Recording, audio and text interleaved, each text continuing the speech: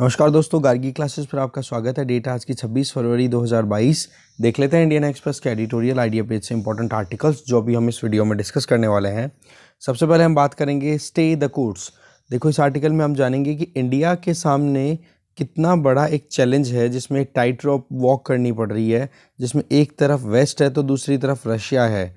तो उस केस में अभी यूनाइटेड नेशन सिक्योरिटी काउंसिल में रेजोल्यूशन आने का इस आर्टिकल में बताया है, जो कि आ भी चुका है। अभी लेटेस्ट जो न्यूज़ मैंने अभी देखी उसके हिसाब से, और इंडिया ने एब्सटेन किया है, ना तो यूएस को फेवर किया ना रशिया को फेवर किया जब ये इन्वेजन से related United nation security council में वोटिंग हुई। तो इंडिया के अलावा एक कंट्री और यूएई, यूनाइटेड अरब एमिरेट्स, उसने भी अपनी तरफ से कोई वोटिंग में पार्टिसिपेशन नहीं लिया, एब्सटेन किया। तो देखेंगे इसमें हमारे लिए क्या क्या कंसर्न्स है। वैसे कल हमने इससे रिलेटेड जो भी डिटेल्स थी ना, वो शाम का जो वीडियो आता है उसमें एक्सप्लेन पेज पे देख लिया था कि कैसे हमारे लिए मुश्किलें हैं कि रशिया जो हमारा डिफेंस सप्लायर है वो, और दूसरी तरफ अगर देखें तो वेस्ट, जिसके साथ में हमारे रिलेशनशिप अब इम्प्रूव हो रहे हैं। तो इस केस में इंडिया के लिए बहुत मुश्किल है कि हम किसको फेवर करें किसको नहीं करें, क्योंकि वेस्ट का जो एक पॉइंट आ रहा है निकल के वो ये कि इंडिया डबल स्टैंडर्ड पे चल रहा है। एक तरफ तो इंडिया ये बोलता है कि territorial sovereignty, territorial integrity and sovereignty compromise नहीं होनी चाहिए, क्योंकि चाइना ने जिस तरीके से एग्रेशन इंडिया के खिलाफ दिखाया तो उस चीज़ को लेकर के इंडिया ने अपनी तरफ से प्रिंसिपल्स की बात कर दी। पर आज जिस तरीके से रशिया इन्वेड कर चुका है यूक्रेन में, तो बोलो वो भी तो अपने आप में territorial integrity and sovereignty of Ukraine वो कॉम्प्रोमाइज़ कर ही रहा है वहाँ पर रशिया। तो इस केस में रशिया के खिलाफ में इंडिया क्यों नहीं बोल रहा है? तो ये एक क्रिटिसिज्म इंडिया का हो रहा है वेस्टर्न वर्ल्ड की अगर बात करें। जबकि दूसरी तरफ हम रशिया के एंगल की समझे बात, तो देखो रशिया के साथ में हमारे जो डिप्लोमेटिक या स्ट्रेटेजिक टाइज़ हैं, for example United nation security council में कई बार ऐसे रेजोल्यूशन आए हैं जिसमें इंडिया को क्रिटिसाइज़ किया जाता है। उस टाइम पर मॉस्को ने हमें बहुत बार डिफेंड किया है वीटो करके, क्योंकि 5 परमानेंट मेंबर्स हैं। उन 5 परमानेंट मेंबर्स में से यूएसएसआर के साथ में हमारी कोल्ड वॉर के टाइम पे बहुत अच्छे रिलेशंस थे। आज पाकिस्तान कहीं पर भी अपनी अगर लोबिंग में सक्सेसफुल नहीं हो पा रहा है तो उसके पीछे यूएसएसआर का सपोर्ट ही था। दूसरा, जिस तरीके से चाइना के साथ में और पाकिस्तान के साथ में हमारी टेंशन्स हैं, उन टेंशन्स के टाइम पर भी रशिया ने हमें defence equipment, defence hardware supply करने से बिल्कुल पीछे नहीं हटा, पूरा सपोर्ट दिया है हमें। ठीक है, वो बात ठीक है कि अभी रशिया, चाइना और पाकिस्तान के नए नेक्सस की हम बात करते हैं, जैसे मैंने एक आर्टिकल बताया भी था, अलग से उसका वीडियो क्रॉप करके भी अपलोड किया है, ट्रिम करके। पर पॉइंट जो निकल के आ रहा है वो ये कि रशिया की रिलायबिलिटी, रशिया के साथ में हमारे रिलेशनशिप जो है वो बहुत पुरानी है। पिछले 70 सालों से हम एक दूसरे के साथ में कोऑपरेट कर रहे हैं। तो उस केस में इंडिया ने फिर डिसाइड जो किया है वो ये एब्सटेन कर दिया। देखो, इसके पीछे बैठे बैठे एक दिमाग में एक चीज़ हो रही, वो ये कि देखो यूक्रेन जो है वो इतना कुछ, जितना भी कह सकते हैं ना कि रशिया से जो दुश्मनी ली है या रशिया से जो दो हाथ करने की बात की है, तो यूक्रेन तो वैसे ही बहुत कमज़ोर देश था अगर रशिया से कंपेयर किया जाए तो यूक्रेन ने इतनी, जो एक कह सकते हैं ना कि हिमाकत कैसे दिखाई, इतनी हिम्मत कैसे दिखाई, तो उसके पीछे वजह थी कि नेटो और यूरोपियन यूनियन ने यूक्रेन को कॉन्फिडेंस दिलाया था। पर जब रशिया ने अब इन्वेड कर दिया तो कोई भी कंट्री अब फ्रंट में आकर के, ना तो नेटो कंट्रीज़ ना यूरोपियन यूनियन के जो दूसरे कंट्रीज़ है वो फ्रंट में आके डिफेंड कर रहे हैं यूक्रेन को। तो यहाँ पर एक चीज़ क्लियर हो रही है कि जो नेटो और यूरोपियन यूनियन है तो वो अपने ही इंटरेस्ट के लिए ज़्यादा ध्यान में रखेंगे। अब यहाँ पर बात यह है कि नेटो का मेंबर यूक्रेन नहीं बना, तो भाई एक चीज़ बताओ, आपने जो कॉन्फिडेंस दिलाया था यूक्रेन को, उसके साथ तो चीटिंग हो गई ना एक तरीके से। तो ये चीज़ भी हमें एक फील कराती है कि हम 100% अभी भी वेस्ट पर रिलाई नहीं कर सकते हैं। ये मतलब शायद हो सकता है मैं गलत हूँ, ये मेरा ओपिनियन है। तो ऐसे में हमें तो एक बैलेंस बनाने की ज़रूरत है, क्योंकि डिफेंस और सिक्योरिटी पॉइंट ऑफ व्यू से देखें ना तो रशिया से ज़्यादा रिलायबल अभी कोई हमें कंट्री दिख नहीं रहा है रियलिटी में देखा जाए तो।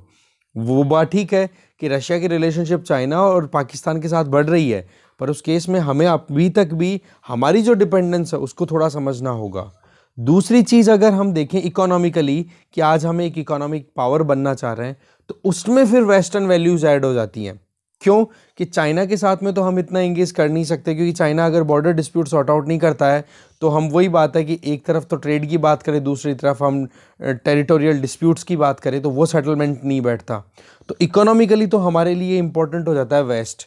ठीक है, वेस्टर्न वैल्यू, आज कैपिटलिस्ट वैल्यूज़ पे हम जो चल रहे हैं वो वेस्टर्न वैल्यूज़ हैं, क्योंकि यूएसएसआर का जब इन्फ्लुएंस था, या हम इन्फ्लुएंस तो क्या कहेंगे, हम जब इंस्पायर्ड थे यूएसएसआर की पॉलिसीज से, तो हम सोशलिस्टिक पैटर्न पे चल ही रहे थे, पर इकोनॉमी इतनी बर्बाद हो गई थी। कारण क्या था कि हम अभी भी और 1990s के टाइम पर भी क्रूड ऑयल के लिए एक्सटर्नली डिपेंडेंट थे। तभी तो आज फ्रंट पेज पे देखो न्यूज़ क्या आ रही है, प्राइम मिनिस्टर नरेंद्र मोदी जी ने क्या कहा कि हमें खुद के डिफेंस इक्विपमेंट्स प्रोड्यूस करने होंगे, तब जाकर के स्ट्रेटेजिक इकोनॉमी आएगी।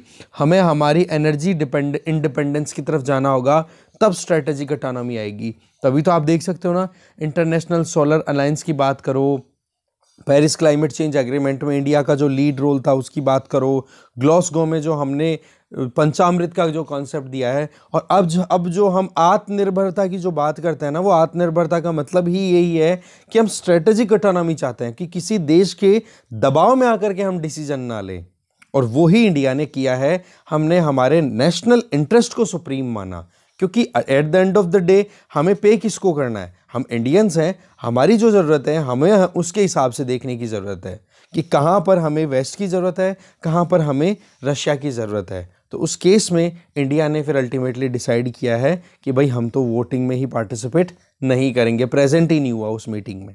ठीक है, जैसे ही यूएसए ने रेजोल्यूशन लिया ना अभी, उसमें रेजोल्यूशन में 11 कंट्रीज़ ने फेवर किया कि वाकई में रशिया ने बहुत गलत किया, मतलब रशिया के इस कदम को कंडेम किया। जबकि दूसरी तरफ रशिया ने जब इस निंदा प्रस्ताव को जब काउंटर करने की कोशिश की, तो रशिया अकेला ही था जिसने वीटो कर दिया, बोले ये बात बिल्कुल ठीक नहीं है, मतलब जो भी था हमारे इंटरेस्ट में था। तो यहाँ पर यूएन की रेलेवेंस पर भी सवाल आ गया है अब। तो इन चीज़ों को समझने से पहले अगर आपने वर्ल्ड पॉलिटिक्स वाली जो 12th क्लास की बुक है, जो मैं हमेशा बोलता आया हूँ, वो अगर आपने पढ़ी है तो ये सिनेरियो आपको बहुत अच्छे से क्लियर होगा जो अभी चल रहा है ना। तो ऐसे में ये सिचुएशन अभी निकल के आ रही है कि यूएन के रेलेवेंस क्या है, यूनाइटेड नेशन सिक्योरिटी काउंसिल चाहकर भी मतलब ये वॉर नहीं रोक पाई। इसके अलावा यूक्रेन में जो क्राइसिस है, उस क्राइसिस के लिए कौन जिम्मेदार है, कहाँ की कितनी क्या पॉलिटिक्स है, यूक्रेन जिस तरीके से फाइट करने के लिए आगे आया उसमें किसने उसको धोखा दिया या फिर किसने उसको कॉन्फिडेंस दिलाया, ये बहुत सारे इश्यूज हैं। ठीक है, आगे चलते हैं।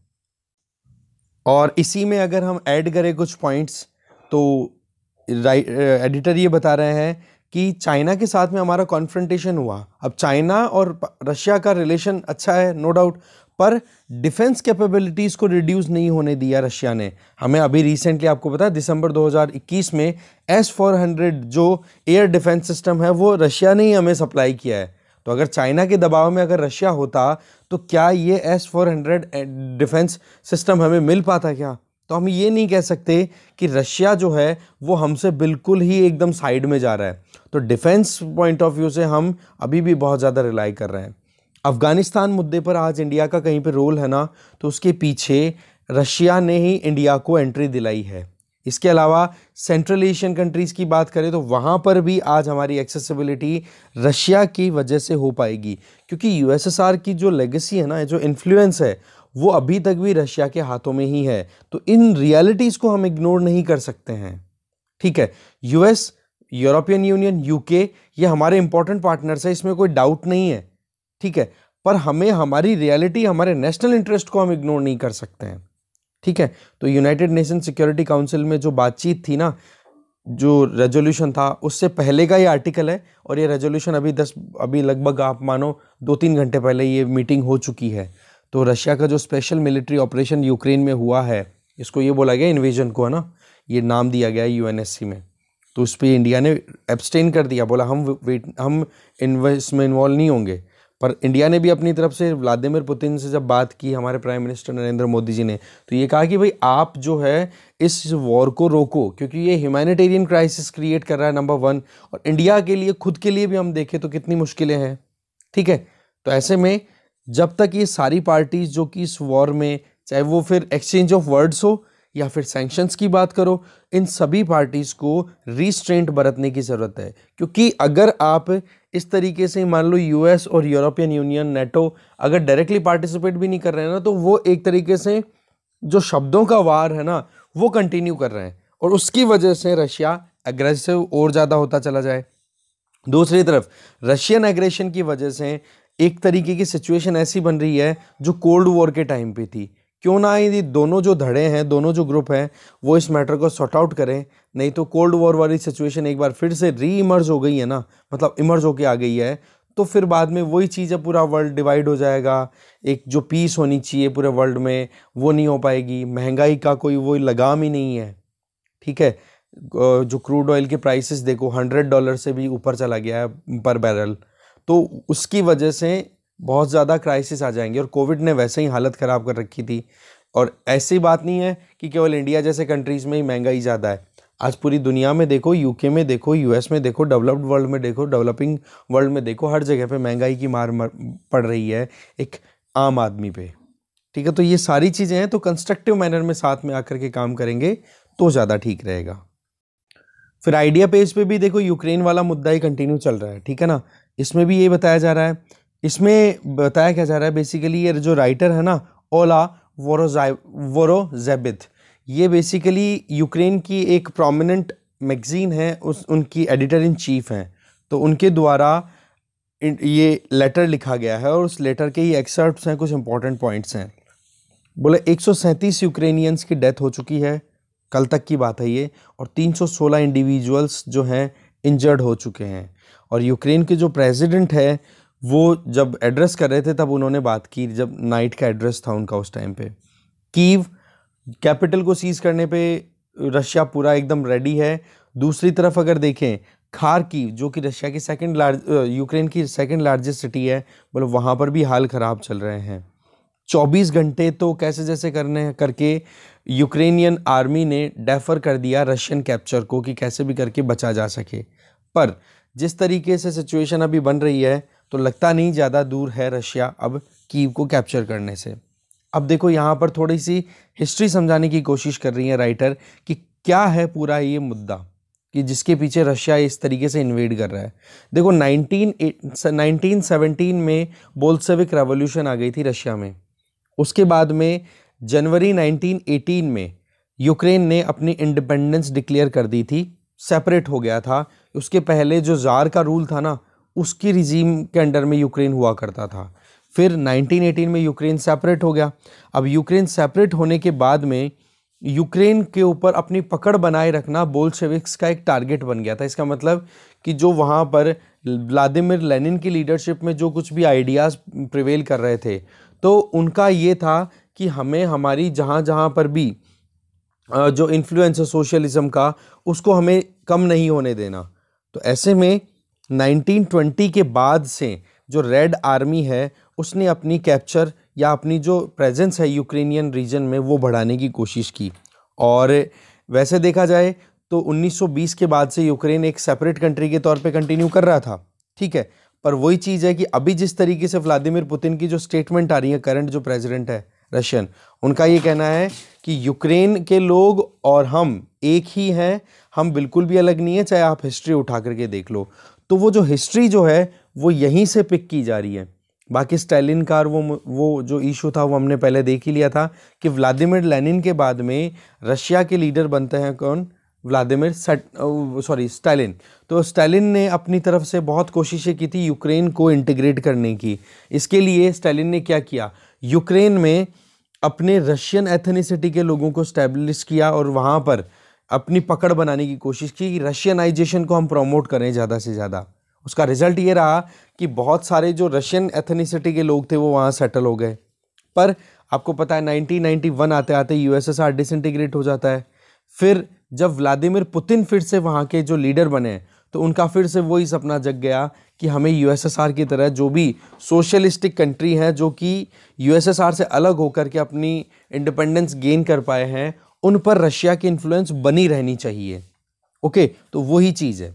इवन ये जो यूएसएसआर वाला जो ट्रेंड था ना, सोवियत यूनियन वाला, उसमें आप देखो 1932-1933 में यूक्रेन में एक होलोदोमोर करके एक क्राइसिस आता है जो कि ग्रेट फेमिन है। होलोदोमोर, होलोद का मतलब होता है वहाँ पे हंगर यूक्रेनियन लैंग्वेज में, और मोरिती का मतलब टू डाई, मतलब भूख की वजह से, मतलब आप देखो 30 से 40 लाख यूक्रेनियंस की डेथ हुई थी। और इस चीज़ को यूएस, कनाडा, इनके अलावा 13 कंट्रीज ने एक जेनोसाइड तक जेनोसाइड कंसिडर किया है कि ये जिस तरीके की एक्टिविटी मतलब उस टाइम पे यूक्रेन में हुई थी, जिसकी वजह से 30 से 40 लाख लोगों की डेथ हुई थी भूखमरी की वजह से, वो बोला एंथ्रोपोजेनिक थी। और इसका कारण जो है ये, इसको एक जेनोसाइड माना गया, नरसंहार माना गया। तो ऐसे में यूक्रेन के जो लोगों में एक दिमाग में जो चीज़ सेट हुई वो ये कि हमें कैसे भी करके इंडिपेंडेंट होना है, सेटल होना है, क्योंकि जिस तरीके का सिस्टम यूएसएसआर के टाइम पे चल रहा था ना, वो चीज़ें यूक्रेन के लोगों को बिल्कुल हजम नहीं हो रही थी। देखो इसके पीछे एक ज्योग्राफी का भी फैक्टर आता है। यूक्रेन जो है ना, एक तरफ यूएसएसआर का जो मेन लीडर रशिया और दूसरी तरफ इधर यूरोप, इनके बीच में सैंडविच्ड है। अब यहाँ पर आप देखो कि वेस्टर्न वैल्यूज़ की अगर बात करें तो वहाँ पर लिबर्टी, एक इंडिपेंडेंस की बात आती है, फ्रीडम की बात आती है, वो सारी चीज़ें मिलती हैं। जबकि ईस्टर्न रीजन की बात करें तो रशिया में क्या चीज़ है, यूएसएसआर का जो सिस्टम था सोवियत वाला सोशलिज्म, जिसमें ये था कि लिबर्टी, फ्रीडम, इनकी बजाय आप जो है वो समाज के बारे में ज़्यादा सोचते हो, एक इंडिविजुअल की लिबर्टी की बजाय। और दूसरा गवर्नमेंट सिस्टम ज़्यादा था बजाय कि प्राइवेट सेक्टर सिस्टम के। अब प्राइवेट सिस्टम में आपको पता है फ्रीडम बहुत ज़्यादा होती है। तो ऐसे में यहाँ पर क्या पॉइंट आ जाता है यूक्रेन के लोगों में कि हमें जो है वो यूएसएसआर से अलग होना है। और यहाँ पर राइटर यही चीज़ बता रही हैं कि जो 1980s में यूएसएसआर में इम्पोर्टेंट जो रिफॉर्म्स इंट्रोड्यूस किए गए थे ना, एक तो ग्लासनोस्ट, एक पेरेस्ट्रोइका, जिसके अंडर में एक तो इकोनॉमी को रिस्ट्रक्चर करना था और एक पॉलिटिकल सिस्टम में चेंजेस लेकर के आने थे।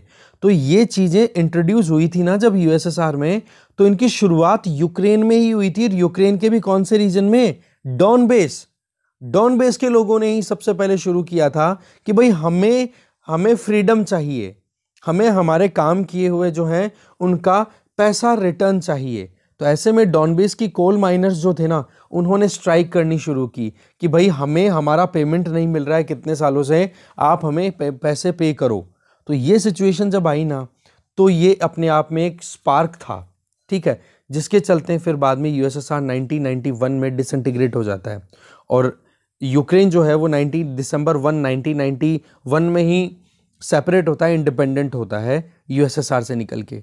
तो ये सिचुएशन जो है कि इकोनॉमी में जो चेंजेस लाए गए थे यूएसएसआर में और उसके कारण ही डिसइंटीग्रेशन हुए फिर बाद में, या फिर वो अपने आप में एक इंपॉर्टेंट पॉइंट था जिसकी वजह से यूएसएसआर डिसइंटीग्रेट हुआ, बोलो उसका कॉज ही यूक्रेन से शुरू हुआ। यूक्रेन में जब रेफरेंडम कराया गया, इवन उस टाइम पे जो क्रीमिया था वहां पर भी इस चीज को पूछा गया था 1991 1 दिसंबर को, तब 90.92% लोगों ने यह कहा था कि हमें वाकई में इंडिपेंडेंट होना है। तो ये केवल 30 सालों में इतना क्या चेंज हो गया, बस के इवन रशिया के उस टाइम पे जो लीडर थे, ठीक है, बोरिस येल्त्सिन, उन्होंने भी ये कहा था, एक एग्रीमेंट हुआ था, मिन्स्क एग्रीमेंट तो हुए थे प्रीवियस, उसके पहले भी एग्रीमेंट्स हुए थे जिसमें मतलब इस तरीके की गारंटी दी गई थी। 1994 में बुडापेस्ट मेमोरेंडम, यहाँ पर नाम आ रहा है, बुडापेस्ट मेमोरेंडम आया था जिसको साइन किया था रशिया, यूके, यूएस और उस टाइम के यूक्रेनियन टेरिटोरी मतलब और यूक्रेन की लीडरशिप, इनके बीच में एग्रीमेंट हुआ था 1994 में, ये कि अब जो है रशिया यूक्रेन की टेरिटोरियल सॉवरेनिटी की इज्जत करेगा, कहीं पर भी यूक्रेन में एग्रेशन नहीं दिखाएगा। फिर 1997 में यूक्रेन के जो प्रेसिडेंट थे लियोनाइड कुचमा, वो अपने जो काउंटर पार्ट थे रशियन प्रेसिडेंट बोरिस येल्त्सिन, उनसे एक एग्रीमेंट, फ्रेंडशिप एग्रीमेंट भी साइन हुआ था। बोला उन सभी एग्रीमेंट्स को किनारे लगा दिया है व्लादिमीर पुतिन ने, और उसी का रिजल्ट है कि आज यूक्रेन क्राइसिस जो है वो आ रहा है। इसका मतलब क्या हो गया कि यूक्रेन के साथ में रशिया ने जो रिलेशनशिप बनाई थी डॉक्यूमेंटेशन की इंडिपेंडेंस के बाद में, उसकी कोई रिस्पेक्ट नहीं की है। इसके अलावा यूक्रेन जो है वो अपनी एक इकोनॉमिक प्रोस्पेरिटी की तरफ जाना चाह रहा था। सेकेंड वर्ल्ड वॉर के बाद में जिस तरीके से सेकेंड वर्ल्ड वॉर के टाइम पे जिस तरीके से नाजिज्म फैला था हिटलर की लीडरशिप में, बोला ऐसा ही कुछ क्राइसिस की सिचुएशन अभी हमारे यहाँ पर बनी हुई है। इसके अलावा यूरोपियन यूनियन ने और नेटो ने, दोनों ने हमसे प्रॉमिस किया था कि हम आएंगे आपको बचाएंगे, पर दोनों ने भी अच्छे से हमें सपोर्ट नहीं किया। ये तो प्रेसिडेंट ने अपने तरफ से बोला हुआ है। यहाँ पर राइटर जो बोल रही है वो ये कि जब से रशिया ने एग्रेशन दिखाया है, ठीक है, तब से नेटो को ज्वाइन करने की जो भूख है यूक्रेनियंस में वो बढ़ चुकी है। 2014 से पहले अराउंड 59.2%, मतलब आप मानो, हाँ, लगभग 2013 में केवल 20% ही ऐसे यूक्रेनियंस थे जो चाहते थे कि नेटो की मेंबरशिप हमारे पास में होनी चाहिए, जो कि अभी बढ़कर के 59.2% हो गई है 2014 के बाद में, क्योंकि 2014 में यूक्रेन का क्रीमिया जो है उसको हड़प लिया था रशिया ने। और यूरोपियन यूनियन को ज्वाइन करने के लिए 67% जो यूक्रेन की पॉपुलेशन है वो फेवर करती है। इवन जो रशियन इंडिविजुअल्स हैं जिनका नाम लेकर के रशिया इन्वेड कर रहा है, बोलो वो भी ये चाहते हैं कि हम नेटो और यूरोपियन यूनियन के मेंबर बने।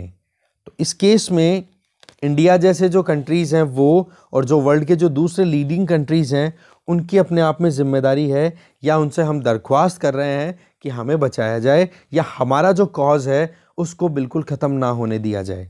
अगर रशिया पास्ट को क्लेम करते हुए ये बोले कि यूक्रेन हमारा है या यूक्रेन पर हमारा इन्फ्लुएंस होना चाहिए, तो राइटर ये बोलना चाह रही है कि इस तरीके से तो आज अगर यूके या इंग्लैंड अगर ये बोले कि भाई इंडिया हमारी कॉलोनी थी, अब इंडिया के ऊपर हमारा इन्फ्लुएंस होना चाहिए, तो ये कितना वाजिब बात होगी। तो ये अपने आप में आर्ग्यूमेंट यहाँ पर दिए जा रहे हैं राइटर के द्वारा। तो कुछ एक दो पॉइंट्स एडिशनल थे, जिसमें कुछ स्टैटिक पोर्शन जैसे ग्लासनोस्ट, पेरेस्ट्रोइका, इनकी हमने बात की, बुडापेस्ट मेमोरेंडम क्या था उसकी हमने बात की, एक एग्रीमेंट प्रॉपर हुआ जिसमें टेरिटोरियल सॉवरेनिटी, इंटीग्रिटी की बात की थी रशियन प्रेसिडेंट और यूक्रेनियन प्रेसिडेंट, वो सारी डिटेल हमने इसमें समझी। आगे चलते हैं। लास्ट आर्टिकल है द हिजाब हर्डल। देखो फिर से हिजाब वाला ही मुद्दा है। वैसे तो कमेंट मैंने बहुत देखे हैं कि सर यूक्रेन और हिजाब के अलावा कुछ बचा नहीं है क्या। तो देखो आर्टिकल्स में कुछ अलग डिफरेंट चीज़ें आती हैं तो थोड़ा सा देखना होता है। बाकी आज के पेपर में इतना कुछ इंपॉर्टेंट है नहीं, या तो यूक्रेन छाया हुआ है या फिर पॉलिटिक्स छाई हुई है जो चुनाव की हो रही है, तो वो पॉलिटिक्स भी इतनी हमारे काम की है नहीं, ठीक है। तो ऐसे में ये देखना ज़रूरी है हमारे लिए। खैर आ जाइए मेन पॉइंट पे कि देखो जिस तरीके से मूवमेंट हमारे यहाँ पर चल रहे हैं, जैसे अभी हिजाब वाला मुद्दा तो बहुत ज़्यादा हाईलाइट हो चुका है, तो ऐसे में ये बताया जा रहा है कि हमें एक बार जो वुमेन है, बेसिकली जो सेक्स के बेसिस पे जो हमारे सोसाइटी में डिस्क्रिमिनेशन है उसको हमें थोड़ा देखना पड़ेगा। हमारे यहाँ पर घूंघट, पल्लू, बुर्का, हिजाब ये एक तरीके से कल्चरल वैल्यूज़ के साथ इंटीग्रेट होते चले गए। ये क्यों किए गए थे, उसके पीछे थी कुछ इश्यूज़। जैसे मान लो इन्वेडर्स ने अटैक किया तो हमारी जो माताएं बहनें थी उनको प्रोटेक्ट करना, उनकी आबरू को बचाए रखना, उसके लिए हमने ये चीज़ें इंट्रोड्यूस की थी। पर ये चीज़ें फिर टाइम के साथ में कहते हैं ना कि रिस्पेक्ट का वो बन गई कि हाँ जी घर में अगर कोई बहू है तो वो अगर घूंघट निकाल के रहे तो बड़ों की इज्जत होती है। ऐसा कल्चरल एडिशन होता चला गया और वो चीज़ परमानेंट हो गई हमारी लाइफ में। पर आज अगर हम देखें तो हमारे देश में जो फेस को कवर करते हैं उनमें जो हिंदू फीमेल्स हैं उनको तो लगभग 58% हिंदू फीमेल्स है जो पर्दा करती हैं, मतलब ये जो पर्दा प्रथा है जो कंटिन्यू है, और लगभग 88% मुस्लिम वुमेन है वो इन चीज़ों को कंटिन्यू कर रही है। अब होता क्या है कि ये अपने आप में कल्चरल वैल्यूज़ के साथ इंटीग्रेट हो गई। अब जबकि रियलिटी कुछ और ही है। हमें पता है शुरू क्यों हुआ था, क्योंकि इन्वेडर्स ने मुश्किलें पैदा कर दी थी, अटैक करते थे, इज्जत पे हाथ डालते थे, इसलिए प्रोटेक्शन के लिए ये चीज़ें की गई थी। पर आज अगर है देखें तो ऐसा कोई सिनेरियो है नहीं। तो इस केस में जो अभी एजुकेशनल इंस्टीट्यूशंस में जो कैरिकुला या फिर जो जो गाइडलाइंस इशू की गई है कि हाँ जी हिजाब पहन करके लड़कियां जो है वो स्कूल या कॉलेज में नहीं जा सकती, तो ये बोले इस कॉज को ख़त्म कर रही है जिस कॉज के लिए अलग अलग मूवमेंट चल रहे हैं। अब इनमें क्या क्या पॉइंट आते हैं वो देखो। बोले क्या हमारे यहाँ पर कॉलोनियल पीरियड के टाइम पे कोई चेंजेस नहीं आए लड़कियों को या फिर वुमेन एम्पावरमेंट के लिए। कंसेंट बिल की बात करें, शादी के टाइम पे जो एक लड़की की जो उम्र होनी चाहिए उसके लिए, तो मिनिमम एज जो है वो 12 साल कर दी गई थी लड़की की शादी के लिए। कॉलोनियल पीरियड की बात हम कर रहे हैं, 1880s 1890 की बात चल रही है। तो उस टाइम पर लोकमान्य बाल गंगाधर तिलक, जो कि इस चीज़ को लेकर के अपने आप में पहले से ये कहते थे कि भाई हमारी सोसाइटी, हम हमारे हिसाब से चेंजेस लेकर के आएंगे, तो इस कानून को उन्होंने ये कहते हुए एक इनडायरेक्ट फेवर भी किया था, ये कहते हुए कि जी वाकई में विमेन एम्पावरमेंट आना चाहिए और हमें आगे जो भी ऑर्थोडॉक्स लोग हैं, जो पुरानी सोच के लोग हैं, उनकी सोच को बदलने में आएगा, जोर जरूर आएगा, पर हमें बदलने की कोशिश करनी चाहिए। तो ये जब इंसिडेंट था, तो ये इंसिडेंट क्या शो करता है कि हमें थोड़ा सा प्रोग्रेसिव रहना चाहिए। अब आ जाओ दूसरा केस, कि हरियाणा का एक केस है जहां पर मलिक गठवाल खाप, ठीक है, वहां पर मलिक गठवाल खाप, यहाँ पर खाप पंचायतें चलती है ना, लोकल पंचायतें, वहां पर एक लेडी जिनका नाम है मंजू यादव, ठीक है, मंजू यादव की लीडरशिप में, ये मतलब ये अलग है, मलिक गठवाल खाप एक खाप पंचायत अलग है, और एक लेडी लीडर जिनका नाम है मंजू यादव, उन्होंने पिछले कुछ सालों पहले घूंघट प्रथा को हटाने के लिए एक मूवमेंट चालू किया हरियाणा में, और उस मूवमेंट में बहुत सारी औरतों ने उनके साथ में साथ भी दिया। और इस मूवमेंट का रिजल्ट ये रहा कि ये जो मलिक गठवाल खाप है ना, इस खाप ने भी अपनी तरफ से इस मूवमेंट को सपोर्ट किया कि वाकई में कि हमें इसको घूंघट प्रथा को ख़त्म करना चाहिए। शुरुआत में तो इस खाप पंचायत ने मना किया था, पर उसके बाद में इस खाप पंचायत ने मंजू यादव को सपोर्ट किया। बोले एक चीज़ बताओ कि यहाँ पर क्या चीज़ क्लियर आ रही है कि सोसाइटी में सोशल रिफॉर्म्स आएंगे, कल्चरल रिफॉर्म्स आएंगे, वो ज़्यादा ठीक रहेंगे, और वो भी किससे? परसुएशन के बेसिस पे। जब आप किसी को कन्विंस करते हो, परसुएड करते हो ना, राजी करके और उनको आर्ग्यूमेंट लॉजिक देके, तो वो चीज़ शायद ज़्यादा लंबी टिकती है, बजाय इसके कि आप किसी पे दबाव बनाओ कि आपको ये करना ही पड़ेगा। तो दोनों में डिफरेंस है, कोर्जन और परसुएशन। तो आप परसुएशन की बात यहाँ पर कर रहे हो। तो मंजू यादव ने क्या किया कि महिलाओं को उनके आर्ग्यूमेंट्स दिए कि भाई आप क्यों घूंघट प्रथा में रहती हो, इस तरीके से। दूसरी तरफ कि मुस्लिम कम्युनिटी में भी ये जो वीलिंग का और जो रहता है, पर्दा प्रथा जो है, वो अभी तक हटी नहीं है। सानिया मिर्जा का केस हमने पहले भी बात की थी। सानिया मिर्जा टेनिस प्लेयर, तो उनके लिए तो फतवे निकाल दिए गए थे क्लैरिक्स के द्वारा, ठीक है। ये कहा था कि भाई सर से लेकर घुटन, क्या कहते हैं ना, टो तक आपके बिल्कुल पूरी बॉडी कवर रहनी चाहिए। और इवन शबाना आजमी जो एक्ट्रेस, ठीक है, उनको ये कहा था कि सिंगिंग और डांसिंग तक ही आप रुको, आप क्यों जा रही हो उसमें, क्या बोलते हैं, एक्टिंग में, क्योंकि कुरान जो है वो ये कहती है कि आपको अपनी फेस से लेकर के और टॉ तक आपको पूरी बॉडी को कवर करके रखना होगा। तो इन महिलाओं ने भी तो आगे जाके काम किया ना। ऐसे में बहुत सारे मुस्लिम ग्रुप्स हैं, वो काम कर रहे हैं मुस्लिम वुमेन एम्पावरमेंट के लिए। अब ये जो हिजाब है, इसमें बेसिकली इसको कल्चरली कनेक्शन दे दिया गया है, और ये कहा जा रहा है कि मुस्लिम्स की एक आइडेंटिटी है ये। बट ये आइडेंटिटी की बजाय ये जो एक कह सकते हैं ना, ट्रेंड जो है वो कंटिन्यू है। उस ट्रेंड को डिसकंटिन्यू करने के लिए बहुत सारी मुस्लिम महिलाएं ग्रुप बना करके काम भी कर रही हैं।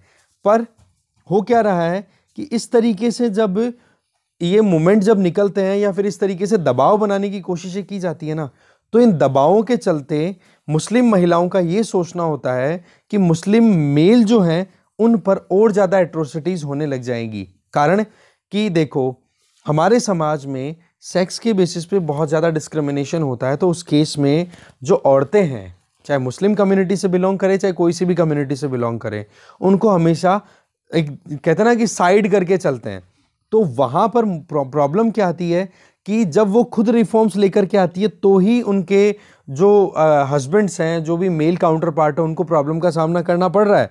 अब रही सही में उन प्रॉब्लम्स को और ज़्यादा एग्जर्बेट कर दिया जाता है जब वहाँ पर स्टेट का इंटरवेंशन हो जाता है, सरकारी इंटरवेंशन हो जाता है। तो उनका ये सोचना हो जाता है यहाँ पर राइटर के अकॉर्डिंग कि हमारे हस्बैंड्स, हमारे मुस्लिम मेंस की ऑलरेडी जो हारेसमेंट है वो बहुत ज़्यादा हो, हम लोग मतलब इस तरीके से स्टेट के द्वारा या सरकारी जो भी कानूनी कार्रवाई होती है उसके चलते पहले ही बहुत ज़्यादा परेशानियों का सामना करना पड़ रहा है। रही सही में अगर हम लोग भी इसी तरीके से उनके खिलाफ में कोई एक मुहिम छेड़ देंगे तो उनकी प्रॉब्लम्स और बढ़ जाएगी। तो ऐसे में फिर वो क्या कर लेती हैं, विड्रॉ कर लेती हैं। तो यहाँ पर मेन जो पॉइंट आ रहा है वो क्या, कि खुद से एक जो रिफॉर्म आनी चाहिए ना सोसाइटी में, वो ज़्यादा अच्छे हैं बजाय कि आप किसी पे दबाव से लेकर के आओ। ठीक है, इसके आगे तो ऐसे में मंजू यादव का जो मूवमेंट है या फिर नजमा खान एक मुस्लिम वुमन जो कि अपने ड्रेस कोड में इनमें चेंजेस लेकर के आना चाहती हैं अपनी खुद की कम्युनिटी में, बोला उनके मोमेंट्स पे आप प्रॉब्लम क्रिएट कर देते हो, क्योंकि फिर वो मुस्लिम वुमन है, वो जल्दी से पार्टिसिपेशन के लिए नहीं आती है कि देखो किस तरीके के कानून बन रहे हैं, हमारे जो धर्म के ऊपर अटैक किया जा रहा है, तो वो चीज़ और ज़्यादा कंजर्वेटिव बिहेवियर क्रिएट कर देता है। अब देखो बात आती है एजुकेशन की। एक वुमन या एक इंडिविजुअल की जो एबिलिटीज़ है उसको एम्पावर या इंक्रीज करने के लिए ही तो हम एजुकेशन की बात करते हैं। तो अगर हम हिंदूज़ की बात करें या मुस्लिम्स की बात करें, तो जो पर्दा प्रथा है या घूंघट प्रथा है, वो ऐसी बात तो है नहीं कि बहुत ही कम हुई है, अभी भी बहुत हद तक प्रेवलेंट है। पर जहाँ जहाँ पर एजुकेशन अच्छी खासी मिली है ना, वहाँ पर आपको पर्दा प्रथा कम मिलेगी। जैसे कि हम बात करें 5वीं क्लास तक की एजुकेशन किसी लेडी के पास में है, ठीक है, तो आप देखो कि घूंघट या पर्दा की बात करें, इसका मतलब हिंदू वुमन की हम बात कर रहे हैं, ठीक है, तो ओवरऑल देखें तो 67% लेडी हैं उनमें पर्दा प्रथा है। मतलब 5वीं से कम एजुकेटेड जो भी लड़कियां हैं ना, उनकी अगर शादी होती है तो फिर वो पर्दे में रहती हैं। ठीक है, कितनी 67%, 100 में से 67 के लगभग। जबकि अगर कॉलेज जाने वाली लड़कियां हैं, कॉलेज कंप्लीट कर ली, तो ये परसेंटेज डिक्लाइन होकर के 38% पे चला जाता है। तो हो गया ना क्लियर, एजुकेशन एम्पावरमेंट की तरफ जाता है कि नहीं।